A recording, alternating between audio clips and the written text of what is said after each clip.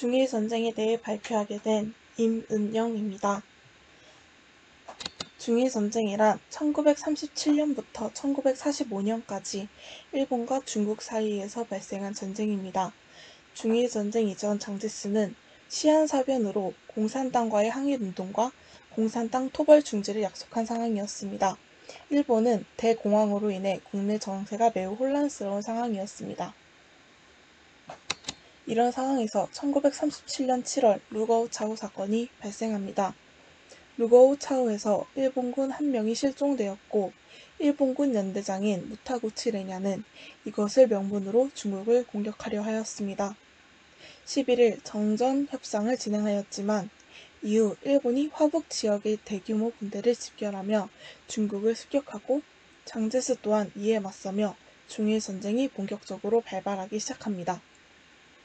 일본군이 화북 지역을 장악하며 상황이 악화되자 장제스는 공산당과 힘을 합쳐 싸울 것을 선언하며 2차 국공합작이 시작됩니다. 공산당의 군대가 국민당의 제8로군으로 소속되어 활동하고 공산당의 게릴라군은 신사군으로 계속해서 게릴라전을 벌이게 됩니다. 이후 벌어진 상하이 전투는 80만 중국군과 30만 일본군이 참전하였으며 3개월간 지속된 끝에 일본이 승리하게 됩니다. 상하이 전투의 패배로 상하이가 일본에 넘어가자 수도인 난징 또한 위험에 노출되었습니다. 장제스는 난징을 포기하고 수도를 충칭으로 옮겼으며 패잔병을 모아 치룬 난징 전투는 패배하였습니다.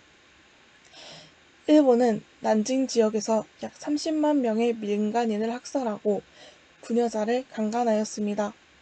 무료함을 달래기 위해 100명을 베어 죽이기 등의 내기를 한 것이 기록에 남아있기도 합니다. 이후 중국군이 38년 산둥반도에서 타이열창 전투에 승리하기도 하였지만 대부분 중국의 열세인 상황이었습니다. 그러나 일본 또한 연안 지역의 도시를 점령하는 데 그치는 전쟁의 교착 상태가 지속되었습니다. 이 상황에서 공산당은 농촌 및 외곽을 중심으로 세력을 키웠고 공산당의 세력이 점점 커지자 위협을 느낀 장제스는 신사군 군대에 퇴각 명령을 내린 후 퇴각 중이던 신사군을 기습하였습니다. 환남사변으로 인해 신사군 중 약 9천여 명이 사망하고 1,000여 명만 생존하였으며 국공합작이 실질적으로 결렬되는 상황이 벌어졌습니다. 또한 국민당에 대한 국내외의 부정적 여론 또한 형성되었습니다. 중일전쟁의 장기화로 서양 세력이 약화되며 일본은 아시아의 이권을 독점하려는 야욕을 가졌습니다. 이에 미국은 일본을 견제하기 위해 미일 통상조약을 파기하며 군수물자의 수출을 금지하였습니다. 군수물자가 부족해진 일본은 동아시아 국가들이 일본을 중심으로 서양 열강의 식민 지배를 몰아내고 번영과 평화를 누리자라는 대동아 공영권을 내세우며 동남아시아를 새로운 군수물자 수입원으로서 침략하기 시작했습니다.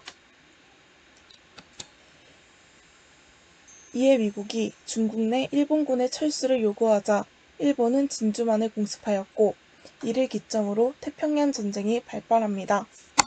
이때부터 미국은 중국에 막대한 군수물자와 무기를 지원하였습니다. 미국과의 전쟁에서 지속적으로 패배한 일본은 군수물자가 부족해졌고 이를 타개하기 위해 베이징에서 광저우까지 중국 연안의 철도를 장악하여 동남아를 통해 군수물자를 보급하는 대륙 타동작전을 실행하게 됩니다. 중국은 열약한 전투력과 지휘관의 부패 무능으로 30만 이상의 병력이 희생되며 패배하였습니다. 일본은 대륙 타동작전에 성공하였지만 그동안의 열세를 극복하는 것에는 한계를 보였습니다.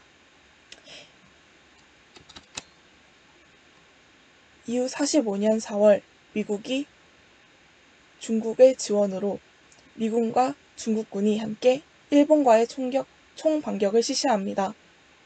8월 15일 일본은 나가사키와 히로시마에 원자폭탄을 맞고 무조건 항복을 하며 8년간의 중일전쟁이 막을 내리게 됩니다. 8년간의 전쟁 동안 중국군 약 500만 명, 일본군 약 170만 명, 민간인 약 1000만 명이 사망하였습니다.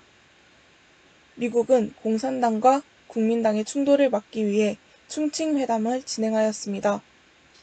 그러나 전면전을 실행하며 세력이 약해진 국민당과 달리 공산당은 전쟁 기간 동안 세력을 확장하였으며 이 이후 둘의 내전으로 이어지게 됩니다. 감사합니다.